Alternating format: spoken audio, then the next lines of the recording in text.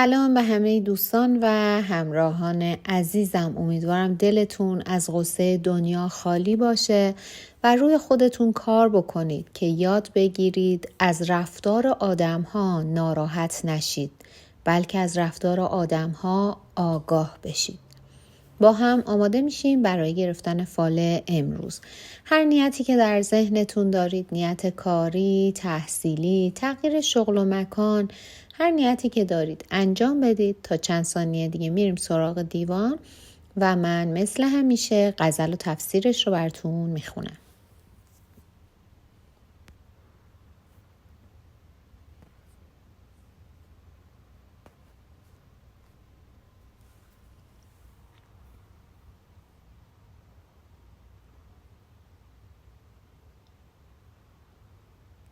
خب دوستان، اگر نیت هاتون رو انجام دادین، با هم ببینیم حافظ امروز چطور ما راهنمایی میکنن.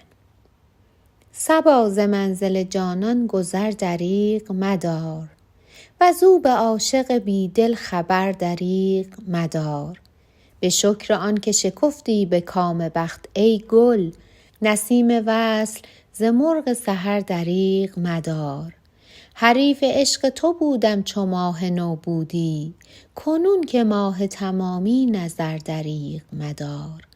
جهان و هر چه در او هست سهل و مختصر است، ز اهل معرفت این مختصر دریغ مدار.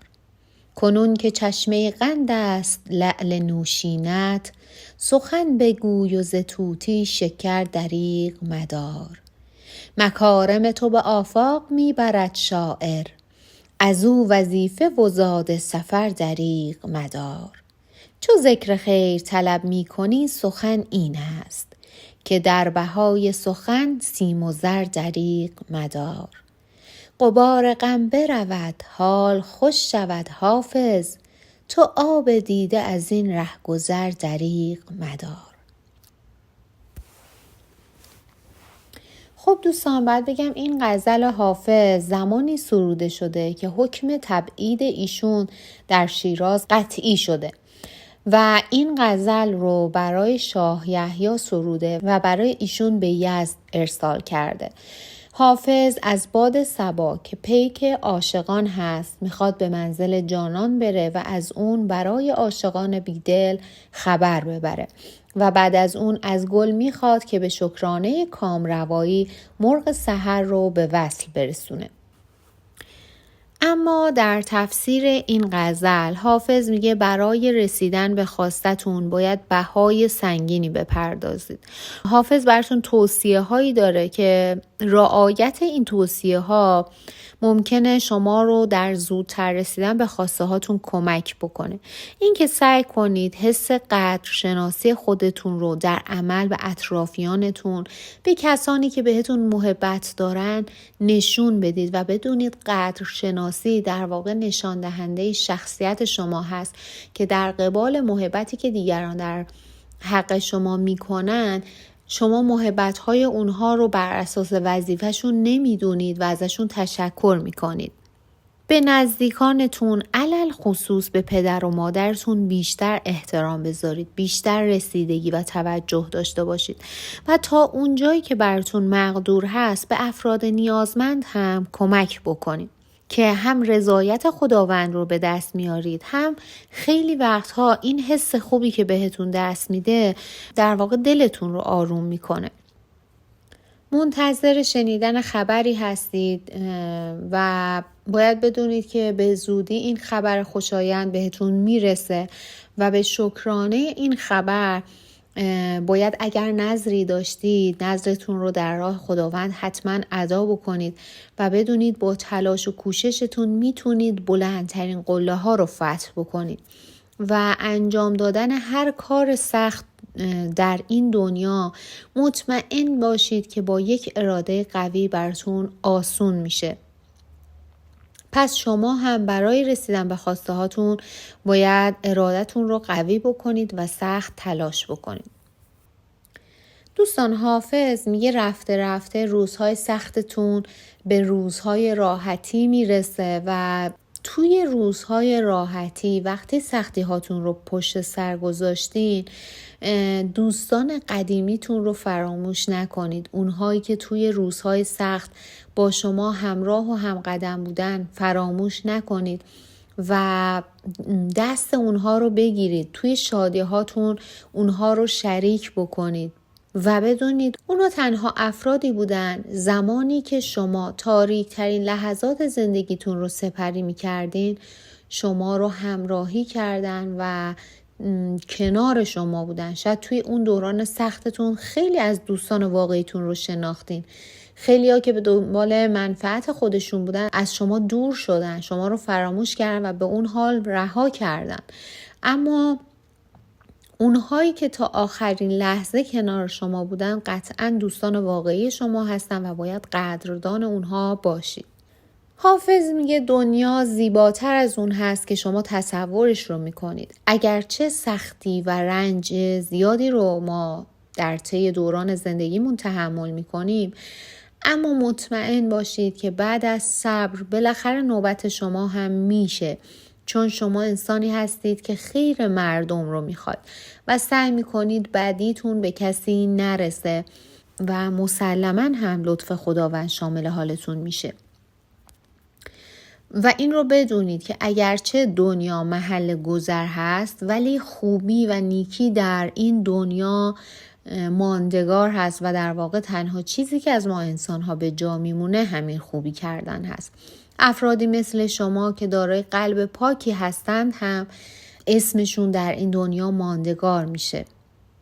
و یکی از موفقیت هایی که ما انسان‌ها در طول زندگیمون میتونیم بهش دست پیدا بکنیم همین داشتن نام نیک هست که خب موفقیت کمی هم نیست. این رو بدونید که همیشه موفقیت رسیدن به درجات عالی و رسیدن به مال و ثروت نیست. همین که بتونیم انسان باشیم و انسانیت رو رواج بدیم و نام نیک از خودمون به یادگار بذاریم، این شاید یک موفقیت خیلی بزرگی برای همه ما باشه.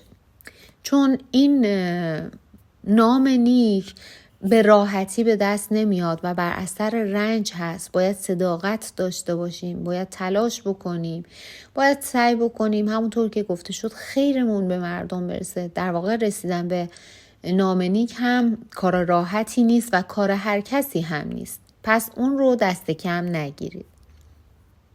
دوستان، حافظ میگه روزها و هفته‌ها و سالهای عمرتون رو در انتظار گذروندید، غافل از این که عمر شما هست که داره میگذره و هیچ وقت زمان منتظر کسی نمیمونه. زمان گذرا هست و الان که به امید خدا مشکلاتتون کمتر میشه، به جای اینکه در حسرت باشید، در انتظار و آرزوها باشید و در زندگیتون به قول معروف راکد بمونید، سعی کنید از زندگی لذت ببرید و همونطور که همیشه حافظ داره در غزلهاش اشاره میکنه، دم رو غنیمت بدونید. اون روز و اون لحظتون رو غنیمت بدونید و بهترین استفاده رو ازش ببرید. خب دوستان، در مورد نیت و هدفی که دارید، حافظ میگه با اراده قوی و تلاشتون این نیت برای شما قابل اجرا هست. شاید سختی هایی در این راه داشته باشه و قطعاً شما هر چیزی رو نمیتونید بدون رنج و سختی به دست بیارید. هیچ چیزی به راحتی به دست نمیاد. اما خیلی اوقات شما سختی ها رو بیش از اندازه برای خودتون بزرگ میکنید و این هم به دلیل وسواس بیش از حد شما هست. جای نگرانی برای شما وجود نداره، مشکلاتتون حل میشه، نیتتون قابل اجرا هست. بهتر این وسواس رو از خودتون دور بکنید تا راحت تر به نتیجه برسید. دوستان، اگر نیت تغییر شغل و تغییر مکان داشتید، باید بگم در حال حاضر به صلاحتون نیست و بهتر صبر بکنید. اگر هم نیت خرید و فروش داشتید، باید بگم هر دو براتون سودآوره. در مورد دوستانی هم که نیت فرزند داشتن، باید بگم فرزندی در خانواده شما متولد میشه که از اوضاع و شرایط خوبی بهره مند خواهد شد. و در مورد دوستانی که برای بیمارشون نیت داشتن، باید بگم بیمارتون به مراقبت و رسیدگی بیشتری احتیاج داره، بهتره وقت بیشتری براش بذارید، بیشتر بهش برسید و باید بگم در حال حاضر شرایطشون به همون روال عادی ادامه پیدا میکنه. و دوستانی هم که نیت ازدواج داشتن، باید بگم به امید خدا همسری مهربان و فرزندانی خوب و یک زندگی نسبتا خوب و راحت در طالع شما دیده میشه. و نکته‌ای که در انتهای این غزل حافظ داره بهش اشاره میکنه در مورد نیت شما اینه که بزرگترین هدیه‌ای که میتونید به خودتون بدید گذشت هست. بگذرید از تمام اتفاقاتی که در زندگیتون افتاده، چه خوب چه بد، و شما توی اون برهه از زمان گیر کردید. خودتون رو ببخشید اگر اشتباهی ازتون سر زده، اگر سهل انگاری کردید و دائم خودتون رو بازخواست نکنید، دائم خودتون رو سرزنش نکنید. همینطور بزرگترین سرمایه یک انسان هم میتونه اعتماد به نفسش باشه که خودش رو دست کم نگیره، توانایی‌هاش رو ببینه، اگر زمین خورد بتونه دوباره بلند بشه و به دنبال آرزوها و اهدافش قدم برداره. و بزرگترین گناه هم برای یک انسان ترس هست، چون ترس همونطور که میدونید برادر مرگه و با ترسیدن خیلی وقتا شما خیلی از ریسک های زندگیتون رو انجام نمیدید، خیلی از اتفاقات خوب زندگیتون رو رقم نمیزنید و این ترس عامل بازدارنده خیلی از موفقیت های انسان ها میتونه باشه. پس سعی بکنید با بکارگیری این 3 مورد، گذشت، اعتماد به نفس و ترس در زندگیتون و اصلاح این موارد، مصممتر قدم بردارید به سمت اهدافتون و بدونید شما لایق بهترین زندگی هستید و لیاقت رسیدن به قله‌های بلند موفقیت رو دارید. دوستان عزیزم، ازتون ممنونم که امروز هم وقتتون رو در اختیار من گذاشتید و با من همراه بودید.